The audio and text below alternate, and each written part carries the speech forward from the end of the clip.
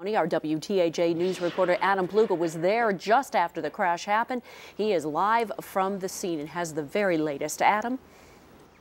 Carolyn and John, police and emergency responders can't tell me for sure what caused this crash, but everyone I think snow, wind, and terrible visibility conditions probably played a factor.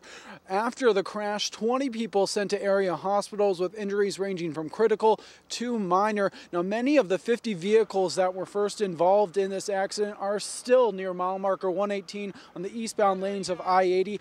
We can tell you that no chemicals were released in this crash, only dry bulk goods. A second crash happened 2 miles down the road in I-80 as cars were slowing down because of this first crash. One person in a passenger vehicle did die after slamming into a tractor trailer. Now, the Clearfield Emergency Management Director says that several factors have made this a particular hard mess to clean up. With the weather conditions for the responders, it was difficult. The number and size of vehicles involved created obstacles. I know they had to get to the patients that were entrapped, they had to go around and under commercial vehicles to get to them, so they had to hand carry tools.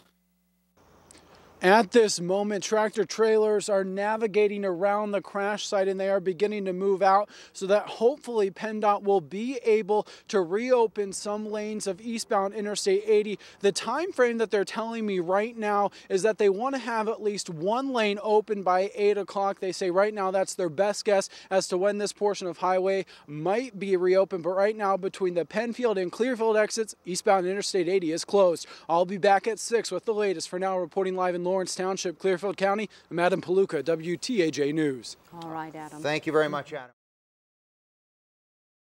WTAJ News reporter Adam Paluka talked with employees as they left Shane Solutions for the last time today. He's in State College now live.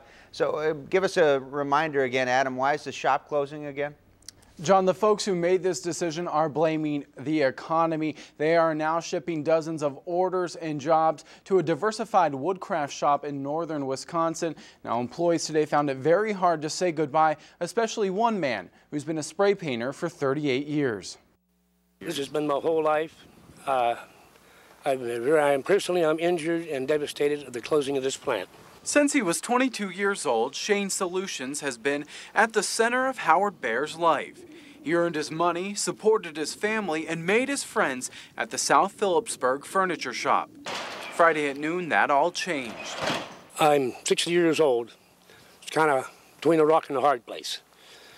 You know, to be blunt, I don't think I could find a job cleaning restrooms at the gas station. While Bear's worried about the future, Kenny Marks has a temporary plan. I got a job at UPS for their seasonal stuff, but you know, after that there's unemployment and stuff like that. Marks has a 7-month-old child and a fiance, really but he thinks this closure will be harder on the community than himself. They're losing 25 good jobs. We had seasonal work, you know, we'd hire 35 part-time employees on top of that.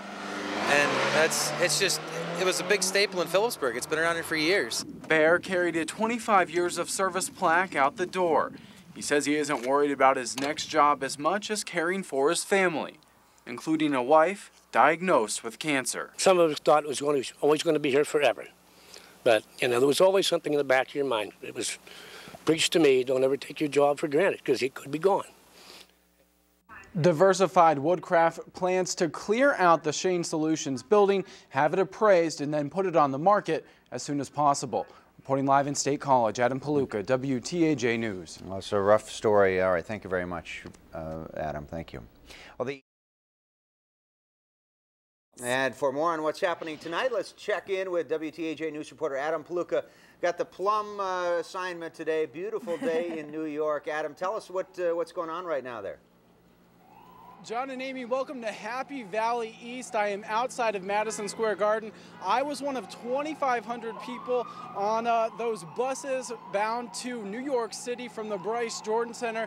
It was a 5.5-hour ride. We hit some traffic. We had the door on the bus swing open, but more than anything, we are glad to be here running from 8th Avenue over to Madison Square Garden. I saw a lot of people in blue and white, a number of Penn State sweatshirts, hats, stuff you usually see outside of Beaver Stadium Stadium, but today it is a Madison Square Garden invasion. Everybody I have talked to has said this is the moment for Penn State men's basketball. This is their time to shine. Fans are really excited to bring home the school's first ever basketball championship. Everyone thinks that the Baylor Bears are a tough opponent, but they say Penn State needs to tighten up on defense, hit those foul shots, and more than anything, feed off the energy of the crowd. Tonight, plenty of Penn State fans in the stands here at MSG, and it is going to be the same story tonight. ESPN should be very happy to see a full crowd of white. Everyone is wearing white. The university sent out that memo, and at least from my bus, everybody responded. Everybody heard they are going to fight in white. Now tonight the game tips off at 7, but I will be back at 6 o'clock with a look inside the bus. And also we have WTAJ sports reporter Mike Muller here. We got this covered from start to finish, the NIT championship. You got it all here on WTAJ News. For now, reporting live outside of Madison Square Garden, I'm Adam Paluka, WTAJ News. All right, Adam, well, have fun and cheer for us while you're there tonight. People don't even realize she's a robot. We have people that go by and yell and scream and hoot and holler and honk their horns and wave. Everybody still thinks there's a real person out here. That's pretty neat. That's pretty neat. Meet RoboWaver, the woman who's been perplexing drivers along College Avenue since mid-January. Liberty Tax Service says there's no doubt she's doing her job. The waivers actually draw attention to us so that people know we're here.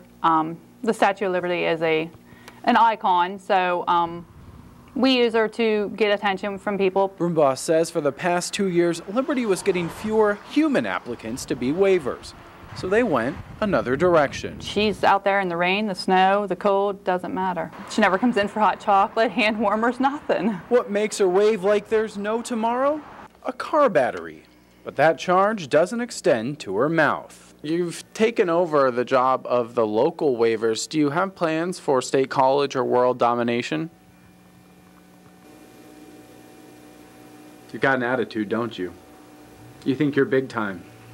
All those cars honking. The $2,500 machine did in fact take jobs away from 4 fun-loving locals. RoboWaver's not quite as entertaining as some of the real people. Some of them were quite animated when they were out here, but you know, RoboWaver attracts her own following, I think. RoboWaver don't break dance. She don't do jumping jacks. She just pretty much sways back and forth. But some folks realize RoboWaver has an advantage over almost all of us. I know that young lady's arm doesn't get as tired as you guys do standing there. In State College, Adam Paluka, WTAJ News.